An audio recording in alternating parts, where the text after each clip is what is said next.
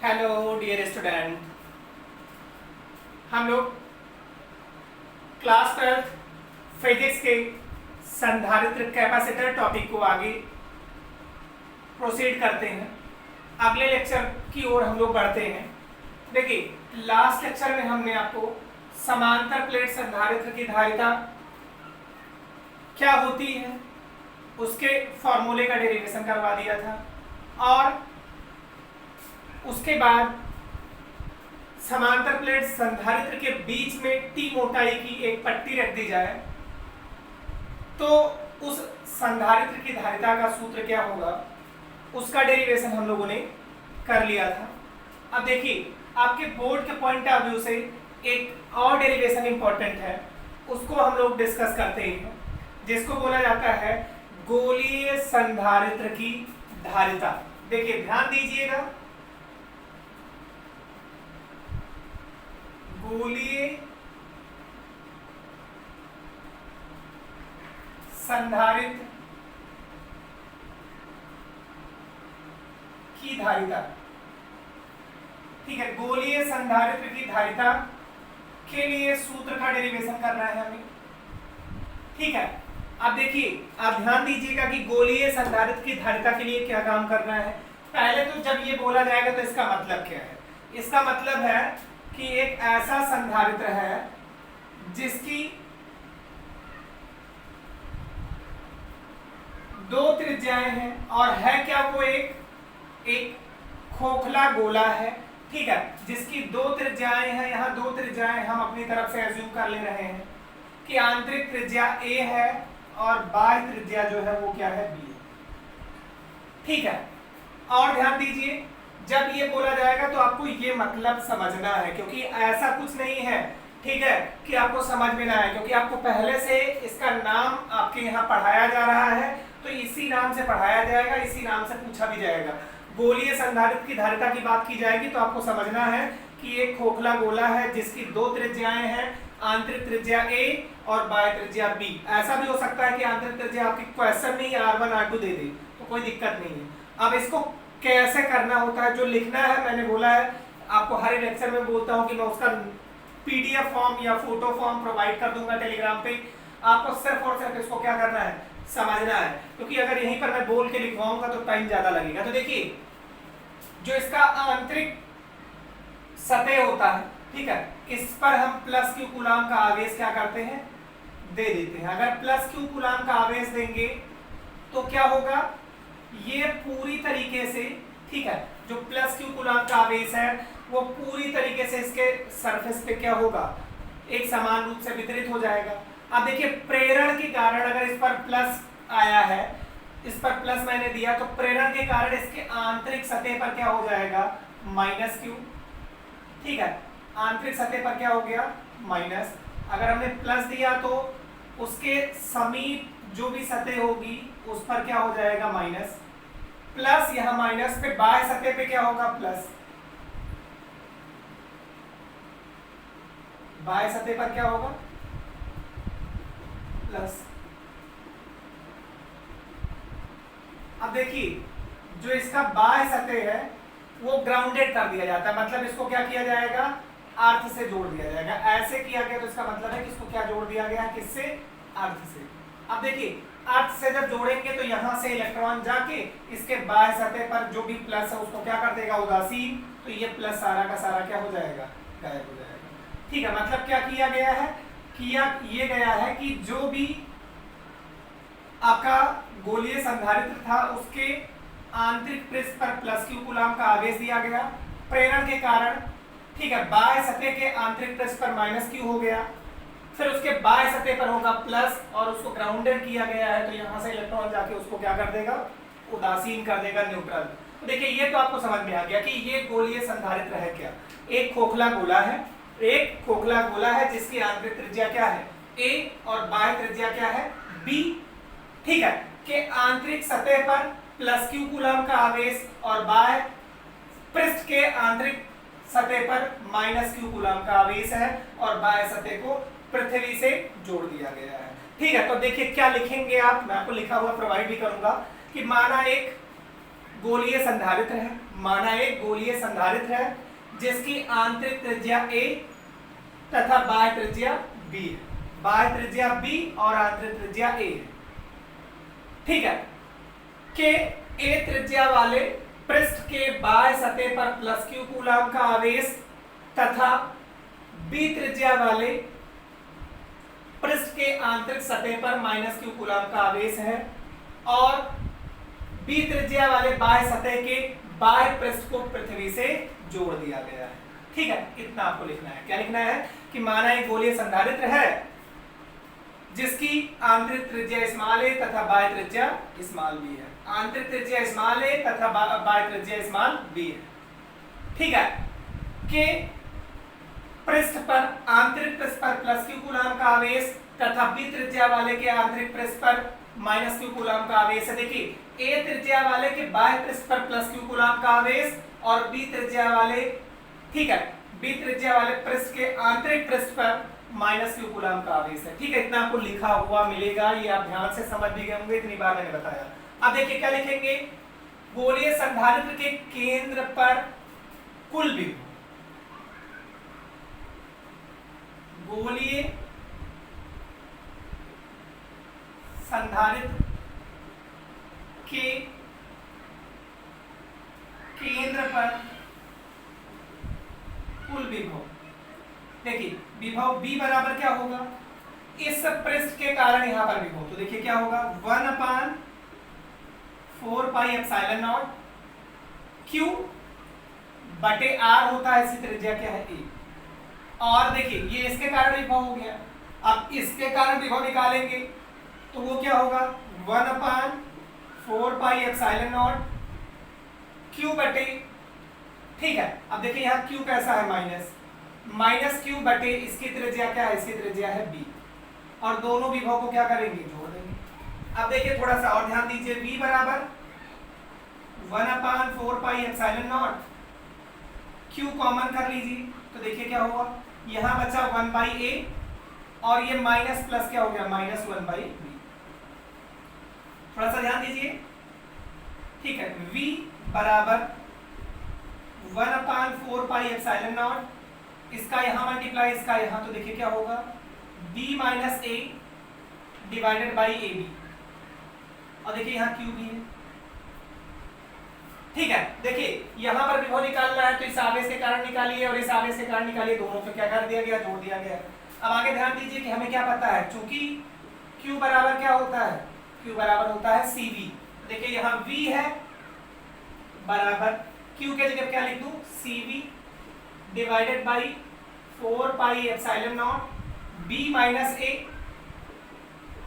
Divided by ab। देखिए इस b से इस b को क्या किया, कैंसिल। अब यहाँ क्या कर दो, मल्टीप्लाई। तो देखिए c की वैल्यू अगर मैं निकालूं तो c बराबर, देखिए क्या होगा 4 पाई एप्सिलॉन नॉट इधर आएगा, 1 से मल्टीप्लाई तो क्या होगा 4 पाई एप्सिलॉन नॉट, ab कहाँ जाएगा, ऊपर ab, और ये कहाँ जाएगा, नीचे, divided by b minus a farad. यही आपका क्या है, डेरिवेशन। ठीक है, गोलीय संधारित्र की धारिता का सूत्र c बराबर 4 पाई एप्सिलॉन नॉट ab बटे b माइनस a। कोई दिक्कत होगी तो आप बताइएगा, वीडियो आप 2 बार देखेंगे, ये आपका डेरिवेशन क्या हो गया, ओवर हो गया, गोलीय संधारित्र की धारिता का सूत्र। ठीक है, आपके बोर्ड के पॉइंट ऑफ व्यू से ये थोड़ा इंपॉर्टेंट है, 2-3 नंबर के क्वेश्चन में, 2 में भी पूछा जा सकता है, 3 में भी पूछा जा सकता है। आप आराम से इसको करिएगा, समझ में नहीं आएगा तो आप हमें बताइएगा, कमेंट कर दीजिएगा, आगे मैं फिर से एक्सप्लेन कर दूंगा। चलिए ये बात हो गई।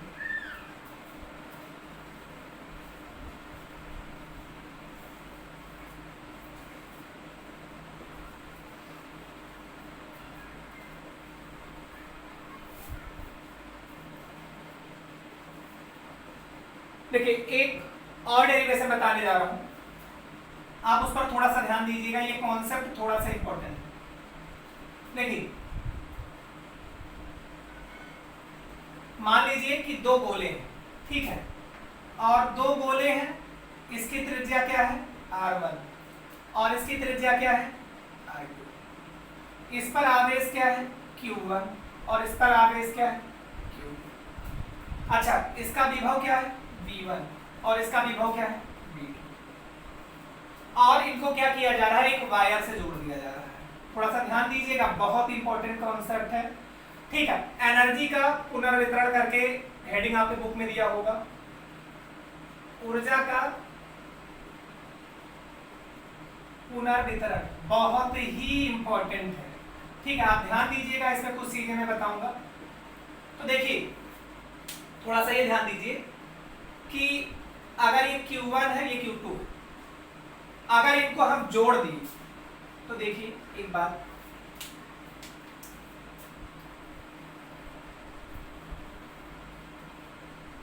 जब इसको हम जोड़ देंगे तो इस पर आवेश Q1 डैश हो जाएगा, इस पर आवेश क्या हो जाएगा, Q2 डैश। देखिए इसकी धारिता C1 ही रहेगी, इसकी धारिता क्या रहेगी, C2, ठीक। लेकिन एक बात ध्यान दीजिएगा, इसका विभव B हो जाएगा और इसका विभव भी B हो जाएगा। कहने का क्या मतलब है, देखिए आपको एक बात बताऊं कि होता क्या है, जब दो बॉडी को एक दूसरे से जोड़िए तो इलेक्ट्रॉन का क्या होता है, स्थानांतरण। लेकिन एक बॉडी से इलेक्ट्रॉन दूसरे बॉडी तक तभी जाता है जब तक दोनों में विभव का मान क्या हो जाए, बराबर ना हो जाए तब तक। जैसे अगर आप ध्यान दीजिए कि एक टंकी है, दूसरी टंकी है, अगर दोनों की हाइट बराबर है, दोनों टंकी की हाइट बराबर है, दोनों बराबर ऊंचाई पर रखे हुए हैं, एक टंकी पूरी भरी हुई है, टंकी पूरी खाली है, अगर एक पाइप से यहाँ से जोड़ दीजिए तो क्या होगा, इससे पानी आधा इसमें चला जाएगा और दोनों में आधा आधा हो जाएगा। मतलब पानी एक से दूसरे में तब तक फ्लो होता रहेगा जब तक दोनों में पानी की मात्रा बराबर ना हो जाए। लेकिन एक स्पेशल केस है जब दोनों एक ऊंचाई पर, एक बराबर ऊंचाई पर रखे हुए हो, ऊपर नीचे होंगे, ठीक है, तो उसमें बर्नौली थ्योरम लगाना पड़ेगा, वो अलग कॉन्सेप्ट है, आप बस सिर्फ इतना समझिए। देखिए यहाँ पर ये ध्यान दीजिए कि अगर इन दोनों को जोड़ेंगे, त्रिज्या अलग अलग है, तो तब तक एक से दूसरे पर इलेक्ट्रॉन इससे इस पे भी हो सकता है, इससे इस पे भी हो सकता है, तब तक जाएगा जब तक दोनों पर विभव का मान क्या ना हो जाए, बराबर, ठीक है। जब दोनों पर विभव का मान बराबर हो जाएगा वहीं पर, ठीक है, इलेक्ट्रॉन का स्थानांतरण क्या हो जाएगा, रुक जाएगा। जोड़ेंगे और जोड़ के जैसे हटाएंगे तो दोनों पर विभव का मान बराबर हो जाएगा। लेकिन देखिए इलेक्ट्रॉन एक जगह से दूसरे जगह जाएंगे तो इलेक्ट्रॉन की मात्रा क्या होगी, बदल जाएगी। मतलब यहाँ इलेक्ट्रॉन कम, यहाँ ज्यादा, या यहाँ ज्यादा यहाँ कम हो सकते हैं, ठीक है। अब देखिए कुछ चीजें मैं बता रहा हूं, उस पर ध्यान दीजिएगा।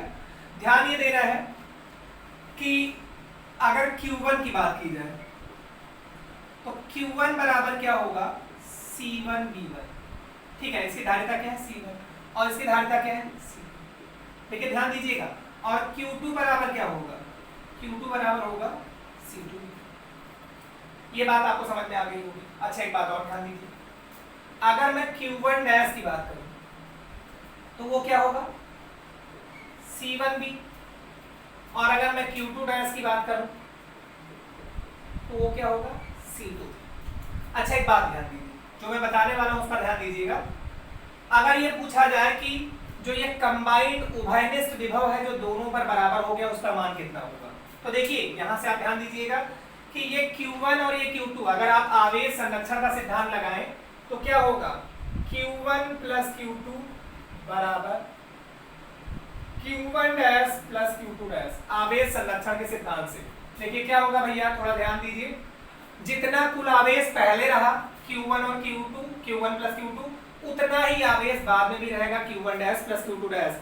आवेश क्या हुआ, जैसे मान लीजिए यहाँ 10 रुपए थे, यहाँ 90 रुपए थे, ठीक, तो कुल मिला के कितने हैं, 100।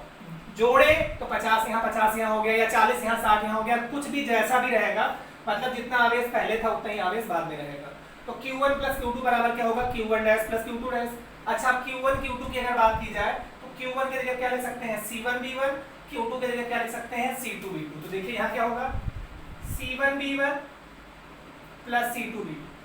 और ध्यान दीजिए Q1 डैश की जगह क्या आएगा, C1V, और Q2 डैश की जगह क्या आएगा, C2V। तो देखिए क्या होगा, C1V प्लस C2V, ठीक है। थोड़ा और ध्यान दीजिए, यहां पर V क्या कर लीजिए कॉमन, तो C1V1 plus C2V2, B common किया तो क्या आया, C1 प्लस C2। अच्छा तो यहां से अगर उभयनिष्ठ विभव B की बात की जाए तो क्या होगा, C1V1 plus C2V2 divided by C1 plus C2। ये क्या है, हमारा उभयनिष्ठ विभव है। कब, जब दोनों गोलों को एक दूसरे से जोड़ दिया गया तो ये हमारा क्या निकल के आया, कंबाइंड पोटेंशियल। जब दोनों पर समान विभव हो गया तब।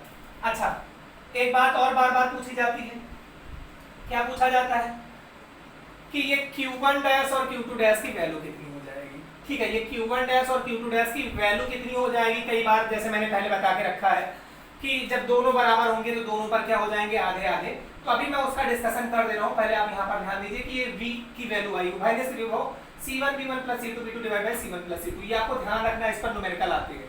ठीक है, चलिए इसके आगे थोड़ा सा और डिस्कस कर रहा हूँ। ठीक है, देखिए इसी में डिस्कस कर दे रहा हूँ। देखिए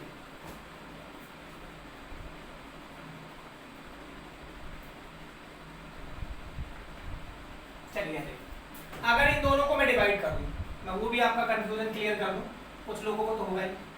अगर इन दोनों को डिवाइड करूं, किसको किसको, Q1 डैश को Q2 डैश, तो Q1 dash divided by Q2 dash किसके इक्वल होगा, ये इक्वल होगा C1 बटे C2। चलिए अब एक बात ध्यान दीजिए, दोनों तरफ अगर मैं 1 जोड़ दूं, दोनों तरफ क्या कर दूं, 1 ऐड कर दूं, तो देखिए क्या होगा, Q1 dash divide by Q2 dash plus 1, इधर क्या है C1 बटे C2 प्लस 1। ठीक, अब देखिए ये इधर क्या हो जाएगा, मल्टीप्लाई,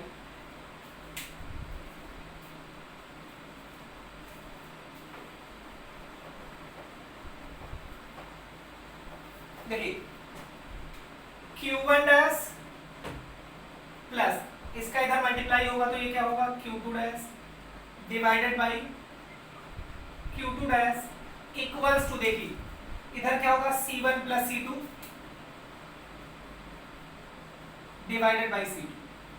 अब अगर आप ध्यान दीजिए तो Q1 dash plus Q2 dash ये किसके इक्वल होगा, Q1 प्लस Q2, मतलब ये कुल आवेश डिवाइडेड बाई Q2 डैश। अच्छा, C1 की अगर बात करें तो क्या होगा, 4 pi epsilon not R1, C2 की बात करें 4 pi epsilon not R2, C2 की बात करें 4 pi epsilon not R2, 4 pi epsilon not 4 pi epsilon not क्या हो गया, कैंसिल आउट, रिवर्स कर दो दोनों तरफ का, तो देखिए क्या होगा, Q2 dash divided by Q1 plus Q2 मतलब कुल आवेश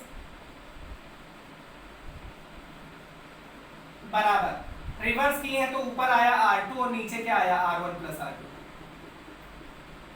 अच्छा, यहां से अगर हम Q2 डैश निकालें, क्या निकालें, Q2 डैश, तो उसकी वैल्यू किसके इक्वल होगी, कुल आवेश मतलब Q1 प्लस Q2। ठीक, चलिए यहाँ कहीं और लिख दे रहा हूं, सारा प्रोसेस आप आराम से देखिएगा, एक दो बार देखिएगा, कोई दिक्कत की बात नहीं है। देखिए यहां से अगर मैं Q2 डैश निकालूं तो वो क्या होगा, R2 बटे R1 plus R2 multiplied by क्या होगा, कुल आवेश मतलब Q1 प्लस Q2। अच्छा, ऐसे सिमिलरली अगर Q1 डैश निकाले तो यहाँ R2 के जगह क्या हो जाएगा, R1 divided by R1 plus R2 multiplied by Q1 plus Q2। अब कोई सोच रहा होगा ये कैसे निकालेंगे, तो जैसे हमने Q1 बटे Q2 निकाला था, शुरुआत में Q1 को Q2 से डिवाइड किया था, Q1 डैश को Q2 डैश से डिवाइड किया था, अगर Q2 डैश को Q1 डैश से डिवाइड कर देंगे तो क्या निकल आएगा, Q1 डैश। ठीक है, Q2 डैश को Q1 डैश से डिवाइड करके 1 ऐड करके करेंगे, तो यही मैंने आपको बहुत पहले ही बताया था जब गोलों को बॉल को टच करने वाले प्रॉब्लम आए थे। तो देखिए Q2 डैश की वैल्यू क्या होगी, मतलब ये बाद में Q2 डैश और बाद में Q1 डैश, गोलों पर विभव क्या होगा, गोलों पर आवेश क्या होगा, तो Q2 डैश होगा R2 बटे R1 plus R2 multiplied by Q1 plus Q2। अगर Q1 डैश की बात की जाए तो उस गोले की त्रिज्या ऊपर R1 बटे R1 plus R2 multiplied by Q1 plus Q2। ठीक है, अच्छा इसी को क्या लिख सकते हैं, C1 बटे C1 प्लस C2, C2 बटे C1 प्लस C2। ठीक है, C के फॉर्म में ही आया था लेकिन उसको हमने कन्वर्ट कर दिया, तो ये आपको ध्यान रखना है। ठीक है, ये बहुत स्टार्टिंग में ही था, मैंने कहा था कि जब ये वाला टॉपिक आएगा तो वहां मैं बताऊंगा कि दो बॉल को टच कराते हैं तो आवेश कैसे आधा आधा हो जाता है। देखिए आधा आधा तब होगा अगर R1 R2 बराबर हो जाए, तो यहाँ R1 ये भी R1 ये भी R1, तो ये R1 नीचे 2 R1 R1 कट जाएगा, 1 बटे 2 Q1 प्लस Q2 मतलब कुल आवेश का आधा हो गया। वैसे यहाँ पे भी कुल आवेश का क्या हो जाएगा, आधा। तो देखिए ऊर्जा का जो पुनर्वितरण करा रहे थे उसमें देखिए हमने क्या निकाला, उभयनिष्ठ विभव, ये तो आपको ध्यान रखना ही रखना है। उभयनिष्ठ विभव V का मान कितना आया, C1 V1 plus C2 V2 divided by C1 plus C2, ये उभयनिष्ठ विभव आया। अब देखिए अब क्या है, इसमें ऊर्जा का ह्रास निकालना है। क्या निकालना है? ऊर्जा का ह्रास। ऊर्जा का ह्रास मतलब जब एनर्जी का डिस्ट्रीब्यूशन कर रहे हैं, पुनर्वितरण कर रहे हैं, दो बॉल को आपस में टच करा रहे हैं, तो ऊर्जा कितनी लॉस हो जा रही है वो अब हम कैलकुलेट करने जा रहे हैं। तो देखिए प्रारंभिक ऊर्जा, क्या प्रारंभिक ऊर्जा की अगर बात करें तो क्या है हमारे पास? हमारे पास दो गोले हैं, ठीक है। UI मतलब इनिशियल एनर्जी, तो वो कितनी होगी? देखिए पहले गोले के लिए हाफ C1 V1 स्क्वायर, और दूसरे गोले के लिए क्या होगी? Half C2 V2 square. ये क्या हो गया? U initial. अब हम क्या करें? U फाइनल निकालें। तो देखिए जब दोनों को जोड़ दिए, ठीक, तो क्या होगा? U फाइनल जो होगा वो हाफ C, और C के जगह हो जाएगा C1 plus C2, half C, और B क्या है? विभव B स्क्वायर, जो ये आपका क्या है? ये विभव। दोनों को जब जोड़ दिए तो दोनों पर विभव का मान क्या हो गया? बराबर। दोनों को जोड़े तो कुल धारिता हो गई C1 प्लस C2, और विभव का मान क्या है? V, ठीक, तो V स्क्वायर। ये U फाइनल हुआ। देखिए इसको थोड़ा सा और सॉल्व कर दे रहे हैं। UF equal to half C1 plus C2 into B square. V का मतलब क्या है? C1 V1 plus C2 V2 divided by C1 plus C2 का होल स्क्वायर। देखिए थोड़ा सा और ध्यान दीजिए, तो U फाइनल को मैं थोड़ा सा और सॉल्व कर रहा हूं। 1/2 C1 V1 plus C2 V2 का होल स्क्वायर, और देखिए यहाँ C1 प्लस C2 का होल स्क्वायर होगा तो होल स्क्वायर एक पावर से कट जाएगा, divided by C1 plus C2। देखिए ये तो अपना निकल के आया फाइनल एनर्जी, और ये क्या है? Initial energy. अब मैं निकालने जा रहा हूं एनर्जी में ह्रास, ठीक है। ऊर्जा में कितनी कमी हुई, कितना नुकसान हुआ? तो देखिए एनर्जी में ह्रास डेल्टा U बराबर U final minus U initial. देखिए U फाइनल की वैल्यू कितनी है? Half C1 V1 plus C2 V2 का whole square divided by C1 plus C2 minus half initial energy जो है हाफ C1 V1 स्क्वायर, और ये भी minus half C2 V2 square. ये है हमारी एनर्जी में ह्रास। अब देखिए इसको तो अब हमारे ऊपर है, आपके ऊपर है, हमारे ऊपर है, इसको कैसे हमें सॉल्व करना है। अब ये सॉल्व करना यही छोड़ दिया जाए तो कोई बड़ी बात नहीं है, आप सॉल्व कर सकते हैं। जो ठीक ठाक होंगे पढ़ने में, जो घोंचू होंगे, कुछ नहीं पढ़ते लिखते हैं, उनकी बात ही निराली। देखिए 1/2 को क्या कर लिया? कॉमन। इसको ऊपर वाले को ओपन किया जाए तो A स्क्वायर मतलब C1 square V1 square plus B square क्या होगा? C2 square V2 square plus 2AB, तो 2C1 V1 C2 V2, और देखिए डिनोमिनेटर में क्या आएगा? C1 प्लस C2 माइनस यहाँ देखिए क्या है? C1 V1 square minus C2 V2 square, क्योंकि 1/2 क्या है? कॉमन। अब थोड़ा और ध्यान दीजिए, C1 square V1 square plus C2 square V2 square 1/2 common है, plus 2C1 C2 V1 V2। देखिए यहाँ C1 का मल्टीप्लाई तो minus C1 square V1 square, इस C1 का यहाँ मल्टीप्लाई तो minus C1 C2 V2 square, इस C2 का मल्टीप्लाई यहाँ होगा तो माइनस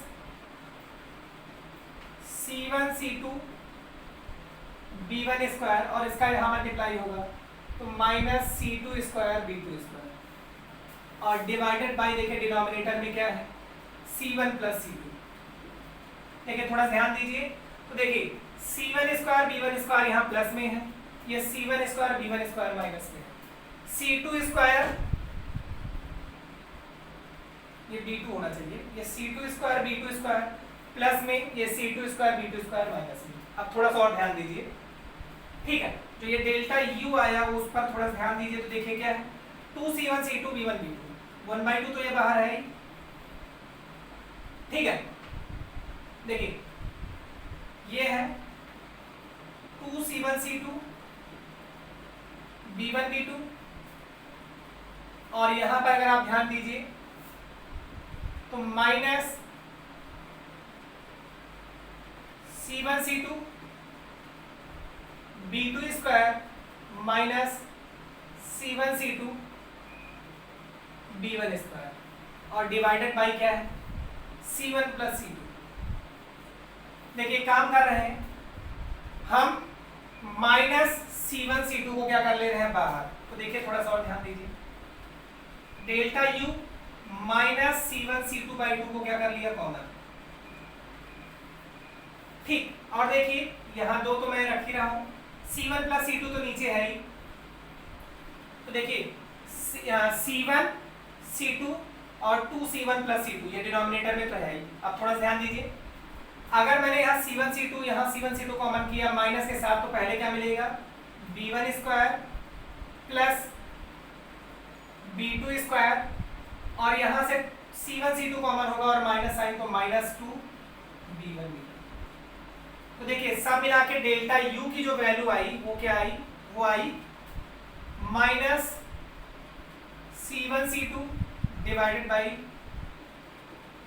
2c1 प्लस c2, और क्या है b1 square plus b2 square minus 2b1 b2, तो ये क्या होगा b1 माइनस b2 का होल स्क्वायर। देखिए ये जो माइनस साइन है यही बता रहा है कि बाद में एनर्जी जो है वो कम हो गई है। बाद में एनर्जी कम होने मतलब एनर्जी घटी है, तभी फाइनल में से इनिशियल जो आया है वो माइनस के साथ आया, बाद वाला कम है।